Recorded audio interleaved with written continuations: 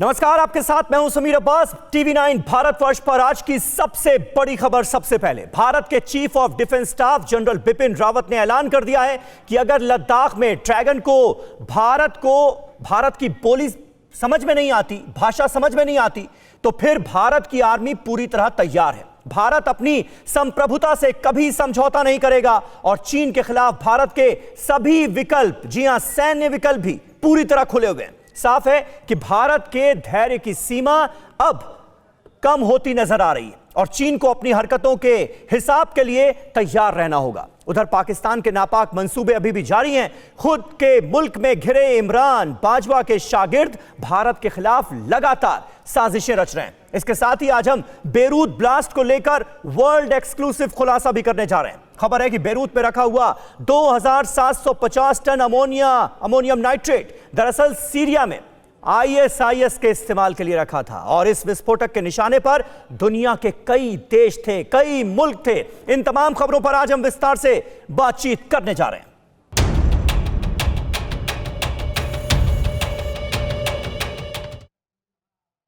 लेकिन सबसे पहले इस वक्त की सबसे बड़ी खबर, सीडीएस बिपिन रावत की चीन को लास्ट वार्निंग सामने आ गई है। बातचीत फेल रही तो सैन्य विकल्प भी मौजूद हैं। यह सीडीएस बिपिन रावत ने साफ तौर पर कह दिया है, सैन्य विकल्प मौजूद हैं। यह अपने आप में बहुत बड़ा स्टेटमेंट है, बहुत बड़ा बयान है। संप्रभुता से समझौता किसी भी हाल में हिंदुस्तान नहीं कर सकता। एलएसी के हालात पर रक्षा मंत्री की पूरी नजर है, यह भी कह रहे हैं सीडीएस बिपिन रावत। रक्षा मंत्री एनएसए का सभी विकल्पों पर विचार हो रहा है, क्योंकि बार बार बातचीत के बावजूद भी अभी तक कोई नतीजा निकलता हुआ नजर नहीं आ रहा है। और अब सीडीएस बिपिन रावत कह रहे हैं कि बातचीत फेल रही तो सैन्य ऑप्शन भी मौजूद है हमारे पास, उसका इस्तेमाल किया जा सकता है। और इस बड़ी खबर पर बातचीत करने के लिए हमारे साथ खास मेहमानों का पैनल इस वक्त मौजूद है। उनसे आपका तारुफ करा दें। Retired major general Ashwani Siwach साहब हमारे साथ मौजूद हैं बतौर डिफेंस एक्सपर्ट। ताइवान का भी हम रुख करेंगे आज। प्रिया ललवानी वहां से हमारे साथ मौजूद हैं, ताइवान मामलों की जानकार हैं। सतीश प्रकाश साहब पॉलिटिकल एनालिस्ट हैं, वो हमारे साथ आज जुड़ रहे हैं। इसके अलावा चौधरी इफ्तिखार गुज्जर हमारे साथ जुड़ रहे हैं, जो कि पाकिस्तान की रूलिंग पार्टी पीटीआई के स्पोक्स पर्सन हैं। इसके अलावा हमारे 3 संवाददाता आज हमारे साथ मौजूद हैं। अभिषेक उपाध्याय आपको स्क्रीन पर नजर आ रहे हैं, सुमित चौधरी हमारे डिफेंस करेस्पॉन्डेंट हमारे साथ मौजूद हैं, मनीष झा हर बार की तरह हमारे साथ इस खास शो का अहम हिस्सा हैं। लेकिन सबसे पहले सुमित, मैं आपके पास आऊंगा। सीडीएस बिपिन रावत जो बात कह रहे हैं वो अपने आप में बहुत अहम है, बहुत बड़ा बयान है। क्या मतलब, क्या मायने निकाले जाए इसके? देखिए, इसका मतलब खास तौर पे समीर साफ है। अब तक 5 कमांडर लेवल की मीटिंगें हो चुकी हैं और लगातार इन मीटिंगों में अभी तक कोई निष्कर्ष नहीं निकला। आपको याद होगा कि जुलाई के बाद से ही कोई डिसएंगेजमेंट का प्रोसेस जमीन पर इंप्लीमेंट नहीं किया गया। और सबसे महत्वपूर्ण बात इस चीज को लेकर भी है समीर की, किस तरीके से चीजों को खास तौर पर आप अगर मोटे तौर पर देखें तो डब्ल्यूएमसीसी की आखिरी बैठक के अंदर भी डिस्टेंस की बात की गई थी कि डिस्टेंस क्लॉज को फॉलो किया जाए, जिसको लेकर भारत ने अपना विरोध दर्ज कराया। और टाइम बाउंड पेनल्टी, यानी ऐसे चीजों को इंप्लीमेंट किया जाए, ऐसे डिस्टेंस पर जाया जाए जहां से दोनों सेनाओं को एक समान समय लगे। तो ये कुछ चीजें हैं जिसको लेकर भारत अपनी तरफ से चीन पर दबाव बनाया हुआ है, लेकिन चीन इन चीजों को लेकर मानने को तैयार नहीं। खासतौर पर फिंगर 4 का इलाका जो हम बात कर रहे हैं उसके रिजिस पे से खासतौर पे चीनी सेना हटने के लिए तैयार नहीं। यही वजह है कि सीडीएस की तरफ से जब ये बयान आया तो साफ तौर पर कहा गया कि जब हम डिप्लोमेटिक चैनल्स पे देख रहे हैं, जब हम पॉलिटिकल लीडरशिप बात कर रही है, तब ऐसे वक्त में अगर कोई बात नहीं बनी तो हमारे पास मिलिट्री ऑप्शंस भी है। और ठीक है, मनीष झा हमारे साथ मौजूद हैं और डिप्लोमेटिक लेवल पर जो बातचीत हो रही है उसका आपने सुमित जिक्र किया। और मनीष, लगातार जितनी भी बातचीत हुई है भारत और चाइना के बीच, लगातार उस पर खास नजर बनाए रहे। ये कहना कि बातचीत अगर फेल हुई तो सीडीएस बिपिन रावत का, इसके क्या मतलब आपको समझ में आते हैं मनीष? क्या अब आशंका इस बात की है कि ये जो बातचीत हो रही है, ऐसा भी हो सकता है कि इसका कोई नतीजा ना निकले?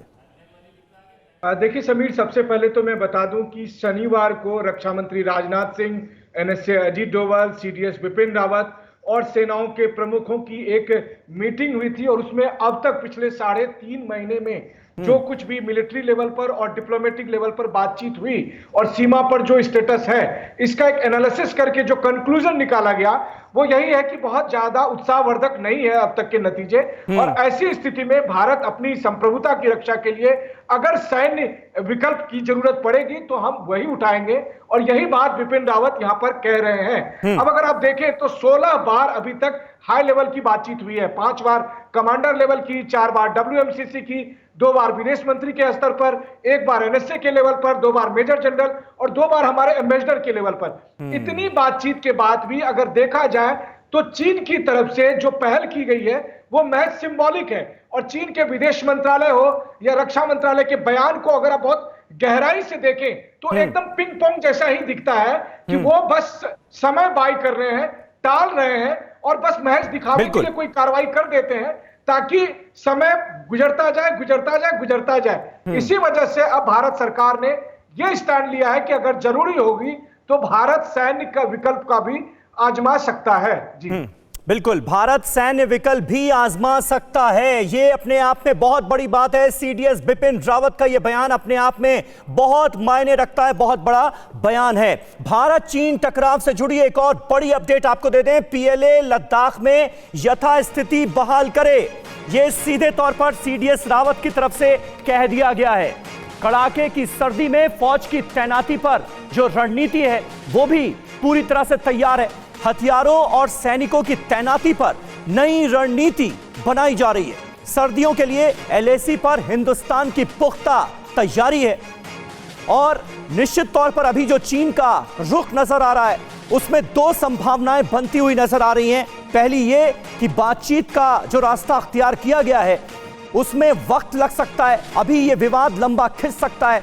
दूसरा, जो बड़ी बात कही गई है बिपिन रावत की तरफ से, सैन्य विकल्पों पर भी विचार किया जा सकता है। कहां कहां जमा है ड्रैगन, ये अब हम आपको ग्राफिक्स के जरिए दिखाने की कोशिश करते हैं। ये देखिए, ये फिंगर 1 का इलाका है, फिंगर 1, फिंगर 2, फिंगर 3, ये इलाका जहां पर पूरी तरह से भारतीय सेनाएं मौजूद हैं। लेकिन ये फिंगर 4 से फिंगर 8 का जो ये पूरा इलाका है जो आप रेड कलर में देख रहे हैं, यहां पर अब तक क्या होता था? अप्रैल की स्थिति बरकरार करने के लिए बार बार कहा जा रहा है चीन को हर बातचीत में। वो स्थिति क्या थी? फिंगर 4 से फिंगर 8 तक के इस पूरे इलाके में दरअसल क्या होता था?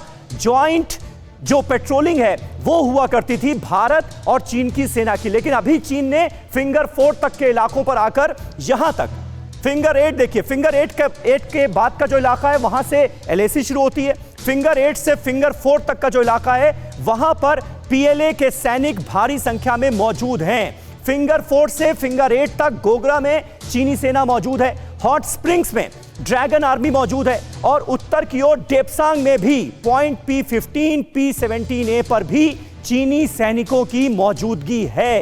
ये ताजा स्थिति है, और इसीलिए बार बार ये कहा जा रहा है कि चीन के इरादे क्या हैं ये इस वक्त जाहिर हो रहा है उसकी इन करतूतों से, जिस तरह की हिमाकत LAC पर की जा रही है।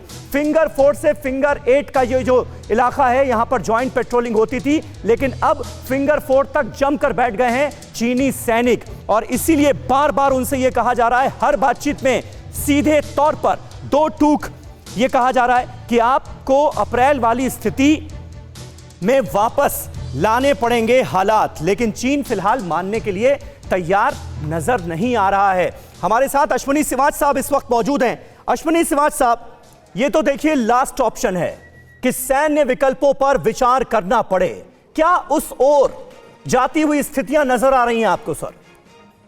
बिल्कुल समीर, इसमें कोई दो राह नहीं। चीन एक बहुत बड़ी गेम खेल रहा है, वो आपको कहीं ना कहीं उलझा रहा है बातचीत में, और उसके साथ साथ वो अपनी जो मिलिट्री की प्रेजेंस है और अपना इंफ्रास्ट्रक्चर वहां डेवलप करता जा रहा है। अभी आपको पता है जिस प्रकार से इसने जो अपनी एयरफील्ड है, चाहे वो पूरी की पूरी जो तिब्बत ऑटोनमस रीजन में उनका रनवे भी बढ़ा लिया है और वहां पर अपनी मिसाइलें भी इसमें लगा दी हैं। जिस प्रकार से है होपिंग है, होटन है, आपकी है पांगाट है, लिंजी है, कास्कर है, स्पेशली कासगर के अंदर उसने H-6 बॉम्बर भी डाले हैं और उसके बाद मिसाइल जो है KD-63 मिसाइल भी लगा दी। तो एक प्रकार से आपसे बातचीत करने का एक बहाना है, उसके साथ साथ वो एक प्रेशर डालने के लिए अपना इंफ्रास्ट्रक्चर डेवलप कर रहा है। और ये बात हमको समझ आ गई है कि पॉलिटिकल अगर डिप्लोमेटिक और मिलिट्री लेवल पे बातचीत का हल नहीं आता तो भारत किसी लेवल तक जाने के लिए तैयार है।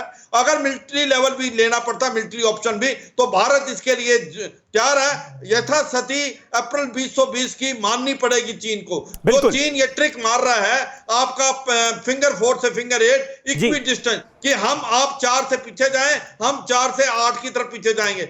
ये कैसा सोल्यूशन है? ये 8 तक तो हमारा इलाका है, आप कैसे वापस हम जाएंगे? तो इसका मतलब भारत को जो ये इक्वी डिस्टेंस की बात बता रहा है चीन, ये हमको बिल्कुल मंजूर नहीं है। भारत हर स्थिति के लिए तैयार है और भारत अपनी पूरी तैयारी कर रहा है। भारत ने जो जमावड़ा जमा लिया है करीब 3 डिवीजन का, उसकी विंटर स्टॉकिंग, उसकी मेंटेनेंस, उसके जो शेल्टर वगैरह बनाने की पूरी तैयारी हो रही है। उसके साथ साथ भारत ने जो अपनी एयरफोर्स वहां डिप्लॉय किया है और जिस प्रकार से मिसाइल करी है वहां पर, उससे भी चीन कहीं ना कहीं घबराया हुआ नजर आ रहा है। जिस प्रकार से अभी जो आपके S-30 MKI, MiG-29, Miraj 2000 Jaguar और अभी रफेल भी लगा लिए हैं और पांचे अटैक हेप्टर, तो चीन को भी डर है। मगर भारत ने यह साफ ट्यूक में बता दिया है, जिस प्रकार से आपकी 5 जो मिलिट्री लेवल पे और 4 जो डिप्लोमेटिक लेवल पे बातचीत का कोई हल नहीं निकला। अगर बातचीत का यही सबसे अहम बात है कि 16 बार बातचीत हो चुकी है, लेकिन उसके बावजूद भी चीन हिमाकतें लगातार जारी रखता हुआ नजर आ रहा है LAC से जुड़े इन तमाम इलाकों में। और पिछले दिनों LAC से जुड़े इन तमाम इलाकों का दौरा किया था मेरे सहयोगी अभिषेक उपाध्याय ने, वो भी इस वक्त हमारे साथ मौजूद हैं। अभिषेक, बखूबी आप समझते हैं इन इलाकों को, और इस वक्त जिन इलाकों को हमने अपने दर्शकों को बताया है, जिन इलाकों के बारे में काफी डिटेल्स में, फिंगर 4 से फिंगर 8 का एरिया हो या फिर डेप्सांग का एरिया हो, इन जगहों पर चीनी सेना की मौजूदगी आखिर क्या कह रही है? देखिए, डेप्सांग की बात कर लीजिए, आप फिंगर एरिया की बात कर लीजिए, हॉट स्प्रिंग की बात कर लीजिए, पेट्रोल पॉइंट 14, 15, 17, इन तमाम जगहों पर चीन जो उसने बात की थी कमांडर लेवल की मीटिंग में, उन सारी बातों से वो पीछे हट गया है। उन सारी बातों से वो मुकर रहा है। और अब जो पोजीशनिंग है भारत की, वो बहुत ही साफ है कि चीन को वहां से हटना होगा। और बड़ी बात है, इसको ग्लोबल पर्सपेक्टिव में देखना होगा। ताइवान में, साउथ चाइना सी में, जापान, अमेरिका, ऑस्ट्रेलिया, चीन जिस तरह से हर तरफ से घिर रहा है, अब जो भारत की ये पोजीशन है, ये एकदम उसी ग्लोबल पर्सपेक्टिव में है कि चीन को यहां भी उसी भाषा में जवाब दिया जाएगा। और एकदम क्लियर है कि या तो चीन बातचीत, जो जिस ट्रैक पे बातचीत चली थी, उस ट्रैक के जरिए पीछे जाएगा। अगर नहीं जाता है तो आप समझ लीजिए कि एक बड़ी ग्लोबल स्ट्राइक की भूमिका तैयार हो रही है। बिल्कुल। सतीश प्रकाश साहब इस वक्त हमारे साथ मौजूद हैं, पॉलिटिकल एनालिस्ट हैं। सतीश जी, किस तरह से आप इसे देखते हैं? क्या इसे सीधे सीधे चीन के लिए चेतावनी माना जाए कि अब अगर नहीं सुधरे, अब अगर नहीं माने तो अंजाम बुरा हो सकता है?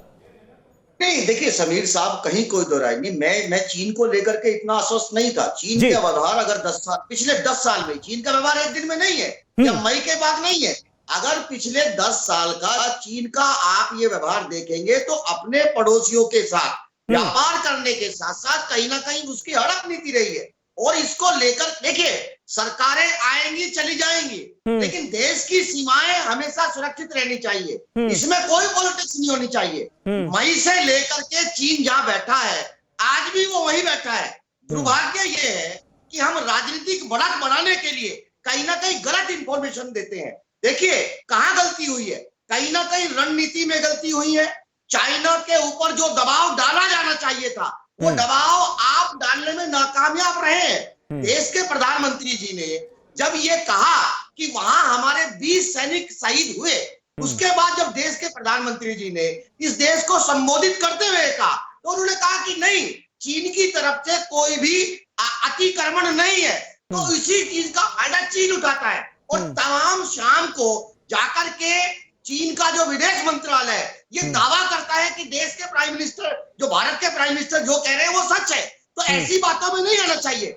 देखिए, दुर्भाग्य यह है ठीक है, ठीक है सतीश प्रकाश जी, मैं आता हूं आपके पास। इस वक्त एक बड़ी खबर हमारे पास ये आ रही है, सुशांत सिंह राजपूत के केस से जुड़ी हुई बड़ी खबर है ये। रिया चक्रवर्ती को सीबीआई ने पूछताछ के लिए समन जारी कर दिया है।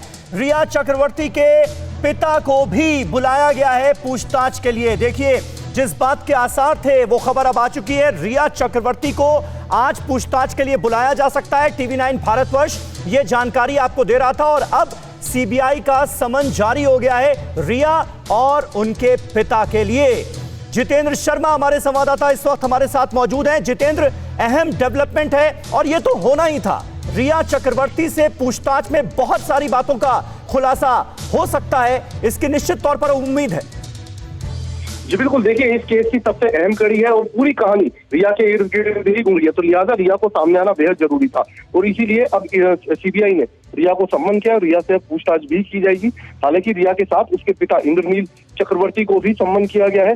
दोनों से पूछताछ की जाएगी कि आखिरकार रिया ने 8 जून को क्यों उसका सुशांत राजपूत को छोड़ा, आखिरकार ऐसी क्या वजह आई, क्यों उसने उसका मोबाइल, उसका जो नंबर था उसको भी पूरे तरीके से ब्लॉक कर दिया था, क्यों उसके संपर्क में नहीं रहना चाहती थी, झगड़े की वजह क्या थी। तो ये वो तमाम सवाल होंगे जो रिया से पूछे जाएंगे और सबसे अहम सवाल ये होगा जो कि सुशांत सिंह राजपूत का परिवार भी लगा रहा है कि रिया जानबूझकर जो सुशांत सिंह राजपूत थे उन्हें गलत दवाइयां दे रही थी। तो आखिरकार कौन सी दवाइयां रिया दे रही थी, किस डॉक्टर से मिलवाया और उस डॉक्टर के पास ही क्यों लेकर गई। तो ये वो तमाम सवाल होंगे जिनका जवाब आज सीबीआई के सामने रिया को देना पड़ सकता है।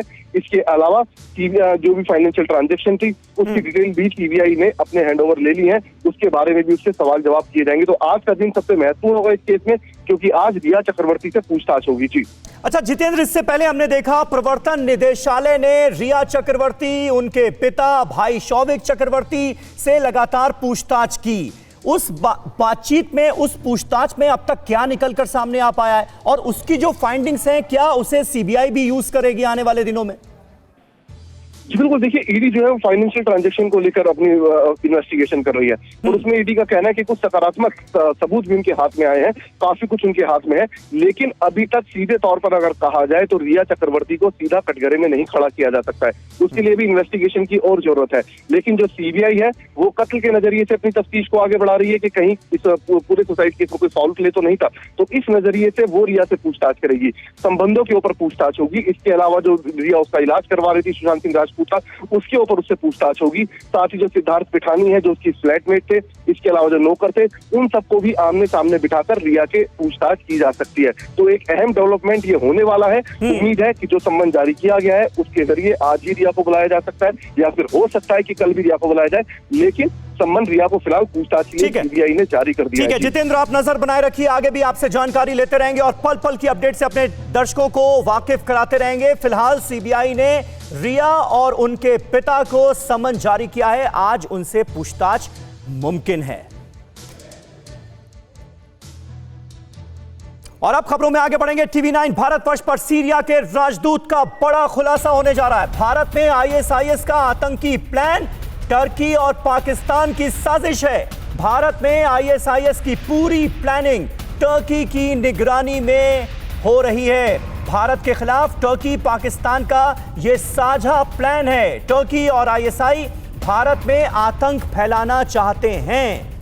ये एक बड़ा बयान जिसका आज हम खुलासा करने जा रहे हैं। निश्चित तौर पर यह बड़ी जानकारी, टर्की और आईएसआई मिलकर भारत में आतंक फैलाने की कोशिश कर रहे हैं। टीवी 9 भारतवर्ष पर सीरिया के राजदूत का बड़ा खुलासा।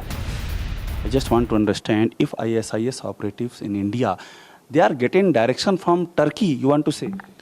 I want to say, as I know, from Turkey.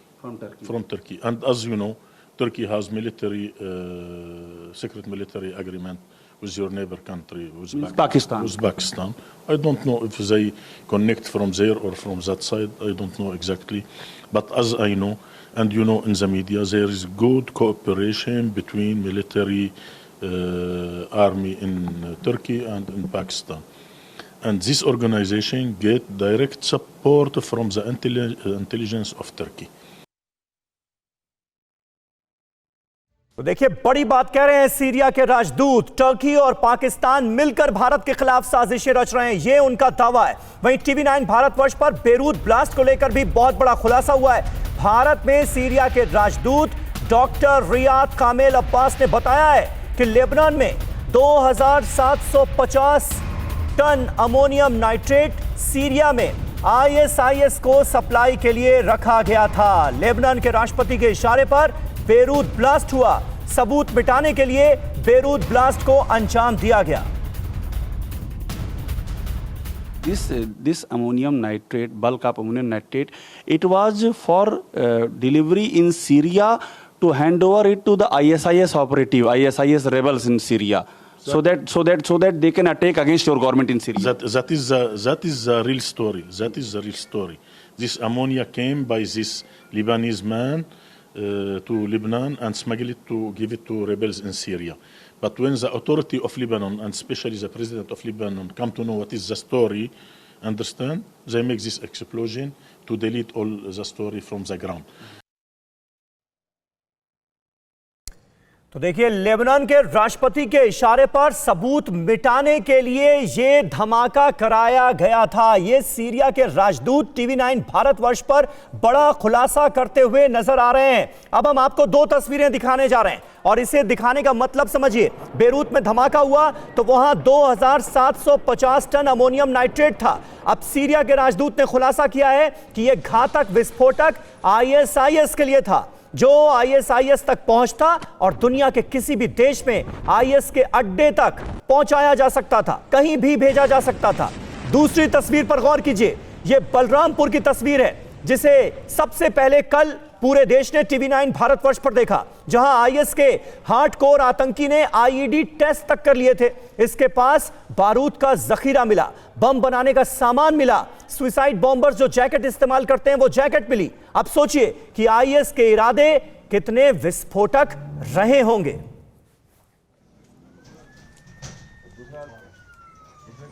और इस वक्त हमारे साथ, क्योंकि retired major general Ashwini Siwach साहब मौजूद हैं। सिवाच साहब, अब ये जो टर्की कनेक्शन सामने आया है और जिस तरह से सीरिया के राजदूत जो बात कहने की कोशिश कर रहे हैं कि देखिए, टर्की और पाकिस्तान अब मिलकर हिंदुस्तान के खिलाफ साजिशें रच रहे हैं। टर्की का जो रुख रहा कश्मीर के मुद्दे पर खास तौर पर लेकर, उससे हम सब वाकिफ हैं। जिस तरह से पाकिस्तान फिलिस्तीन बताता है कश्मीर को, वही भाषा टर्की भी बोलता हुआ नजर आया। लेकिन इस हद तक क्या टर्की अब जाता हुआ आपको भी नजर आ रहा है कि पाकिस्तान के साथ मिलकर हिंदुस्तान के खिलाफ साजिशें रचे?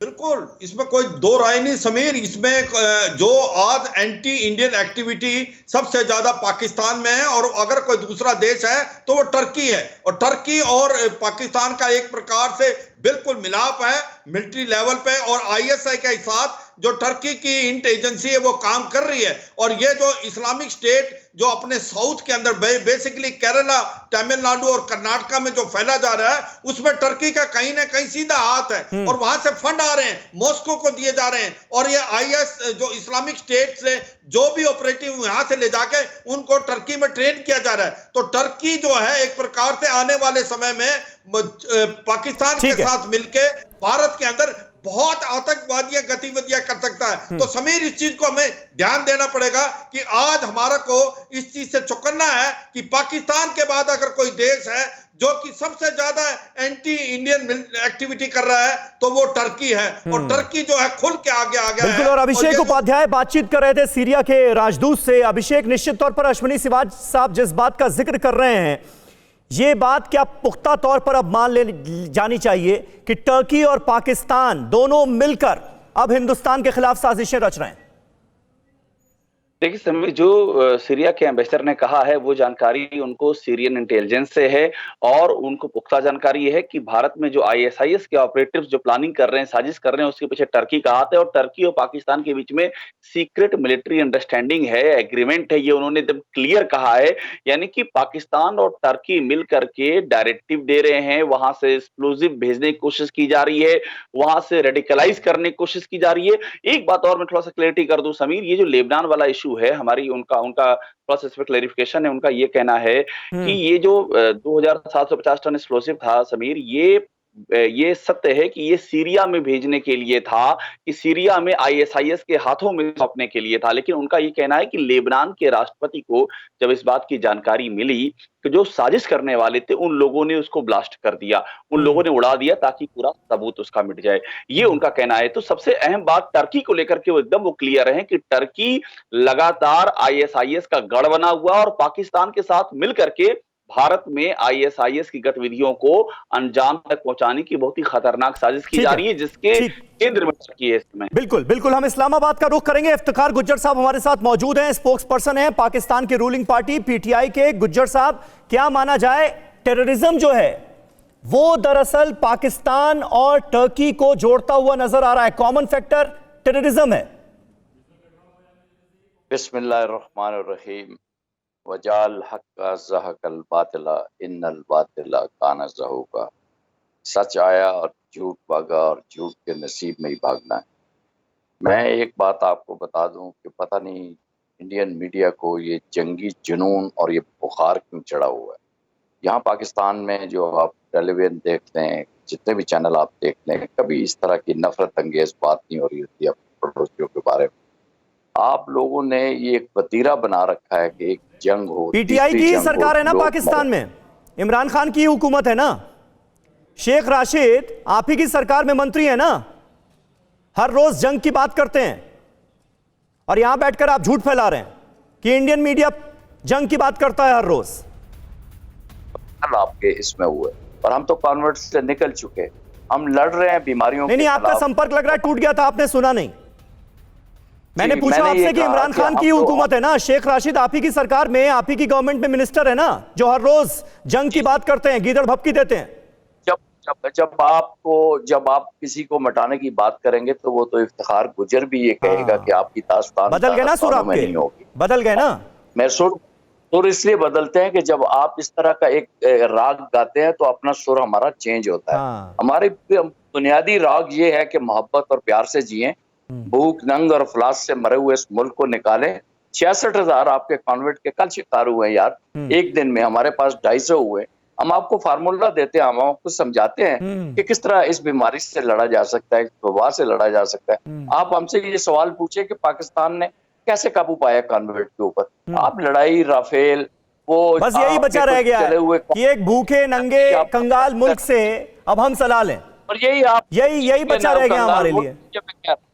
मैं आपको यही कह रहा हूँ कि आप अरे जो सवाल पूछा है ना, जो सवाल पूछा उसका बात कीजिए, उसका जवाब दीजिए गुज्जर साहब, उसका जवाब दीजिए। मैंने पूछा वो कॉमन फैक्टर क्या टेररिज्म है जो आपको टर्की के साथ जोड़ रहा है, उसका जवाब दीजिए ना। अब ये जो नई जानकारी सामने आई है, सीरिया के एम्बेसडर कह रहे हैं कि दरअसल पाकिस्तान और टर्की मिलकर हिंदुस्तान में टेररिज्म फैलाने की कोशिश कर रहे हैं। ये जो सीरिया है ये अपने लोगों को मार मार के इसने जनाब अपना खत्म कर दिया, पूरा मुल्क बर्बाद कर दिया। ये सारे लोग जो सीरियन बैठे हुए हैं, ये पुराने हाफिज असद की औलाद और ये सारे, इन लोगों ने अपने मुल्क के क्या हाल कर दिए, खंडरात में बना दिए। आप इन लोगों के मशवरे में न जाएं। आप प्रॉस्पेरिटी तरक्की की तरफ जाना है, अपने लोगों को गुर्बत से निकालना है, कोरोना से निकालना है, उनके ऊपर तवज्जो दें। ये लोग आपको उकसाते हैं, ये तो खुद मरे हुए लोग हैं, इन्होंने अपने लोगों को मार दिया है। आप सीरिया के एम्बेसडर की ये बात ना ले। मैं आपको तसल्ली दिलाता हूं कि पाकिस्तान और तुर्की की दोस्ती से हिंदुस्तान को कभी खतरा नहीं होगा। क्यों करेंगे? हम एक दूसरे से ताउन है, मोहब्बत है, प्यार है, वो हम आपसे भी करना चाहते हैं यार। आपने नेपाल को नाराज कर दिया, बांग्लादेश नाराज है आपका, आपने चाइना से लड़ाई लड़नी है, अब पाकिस्तान को आपने खत्म करना है, अब आप आगे हैं जनाब अली तुर्की की तरफ। तो समीर ये जब आप इस तरह का काम करेंगे तो ये नुकसान होता है। चलिए ठीक है, फिर भी आपको संदेश जो देता हूं, ठीक है। चलिए प्रिया ललवानी हमारे साथ मौजूद हैं इस वक्त, ताइवान से वो हमारे साथ मौजूद हैं। चाइना और ताइवान की एक्सपोर्ट मानी जाती है। प्रिया, आप किस तरह से इस कॉम्बिनेशन को देख रहे हैं, जिस तरह से पाकिस्तान और टर्की का याराना बढ़ता हुआ नजर आ रहा है, इस तरफ चिंता की जरूरत है क्या? मेरे ख्याल से चिंता की जरूरत तो है, क्योंकि सीरिया के एम्बेसडर ने कहा है, कोई एसएमएस से जो रास्ते पे चलते हुए इंसान ने नहीं कहा है, तो कुछ तो उसमें सच्चाई होगी। और इस बात से बहुत डर लगता है कि दुनिया के इतने सारे देश इंडिया के खिलाफ साजिश जोड़ रहे हैं। जी, डर लगता है। आप ताइवान में इस वक्त मौजूद हैं। ताइवान लगातार अब चीन को मुंहतोड़ जवाब देने के मूड में नजर आ रहा है। साउथ चाइना सी एक बड़ा एग्जाम्पल है जहां पर चीन का दबदबा हुआ करता था, लेकिन अब चारों तरफ से उसको चुनौती मिलती हुई नजर आ रही है। चीन का क्या रोल आप इसमें देखती हैं?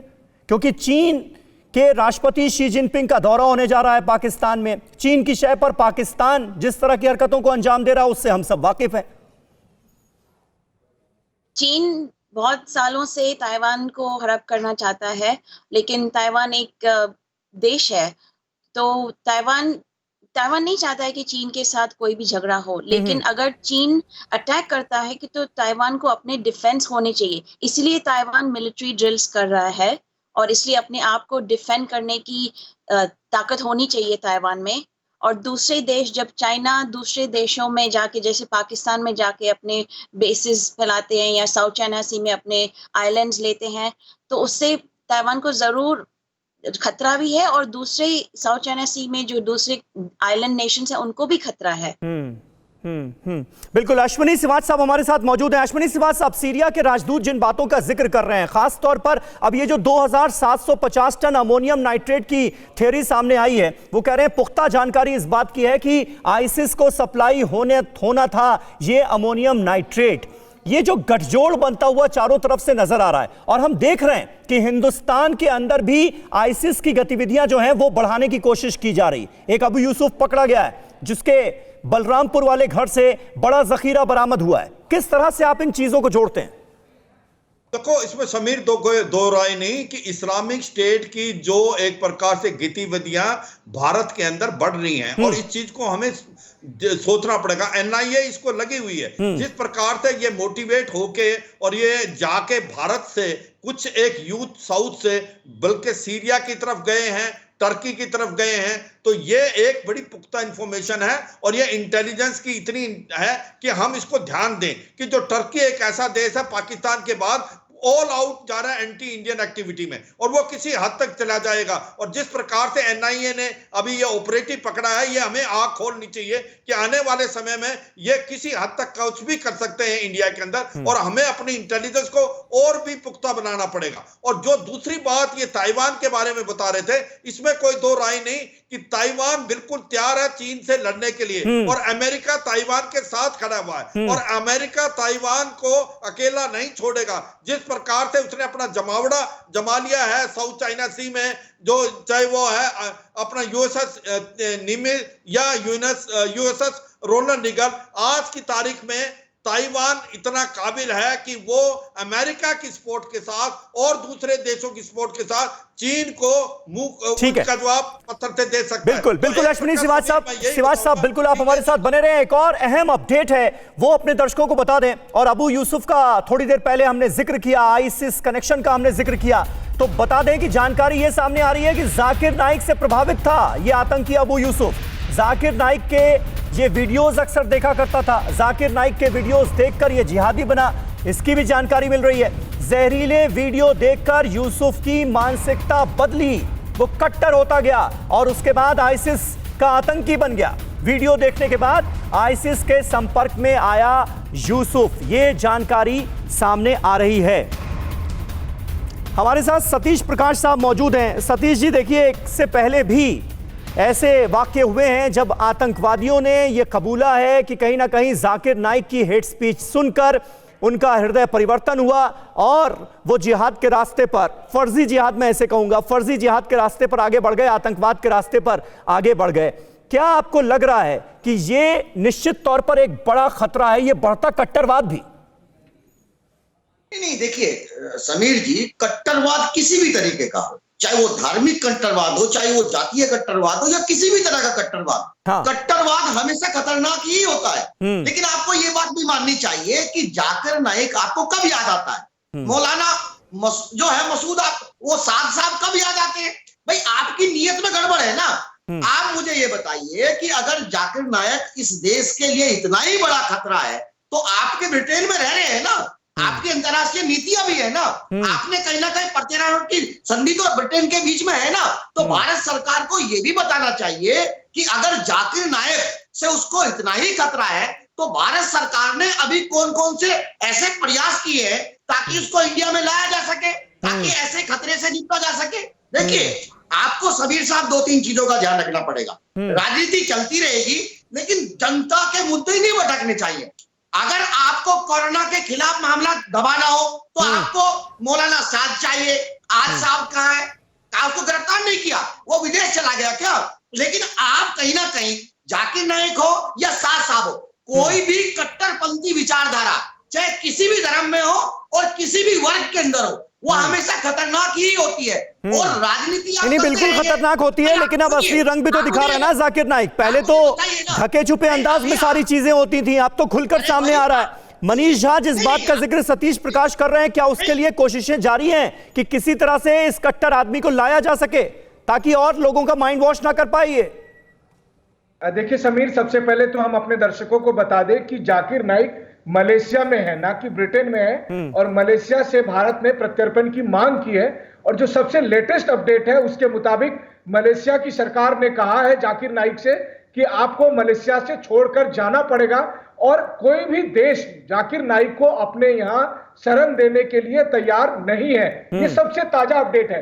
अब जाकिर नाइक की भूमिका आप देखिए कि जाकिर नाइक के की वजह से, उसके हेट स्पीच की वजह से सिर्फ भारत के कई जगहों पर नहीं बल्कि श्रीलंका, बांग्लादेश के बहुत सारे युवक इससे रेडिकलाइज हुए और आतंकवाद के रास्ते पर गए हैं। इसलिए साउथ एशिया में रेडिकलाइज करने में जाकिर नाइक की एक बड़ी भूमिका है और उसके लिए भारत सरकार कोशिश कर रही है कि जाकिर नाइक को भारत में लाया जा सके और फिर कानूनी कार्रवाई की जा सके। इसलिए मुझे लगता है कि इस मामले में जो तमाम प्रक्रियाएं हैं वो भारत सरकार की तरफ से गंभीरतापूर्वक की जा रही है। गंभीरतापूर्वक की जा रही हैं। उम्मीद करते हैं सतीश प्रकाश साहब, आपने जो तमाम सवाल उठाए उसका जवाब आपको मिल गया होगा। बहुत बहुत शुक्रिया हमारे साथ जुड़ने के लिए। अश्विनी श्रीवास्तव साहब, प्रिया ललवानी हमारे साथ ताइवान से मौजूद थी, इस्लामाबाद से इफ्तिकार गुज्जर हमारे साथ मौजूद थे, अभिषेक उपाध्याय, सुमित चौधरी, आप सबका बहुत बहुत शुक्रिया।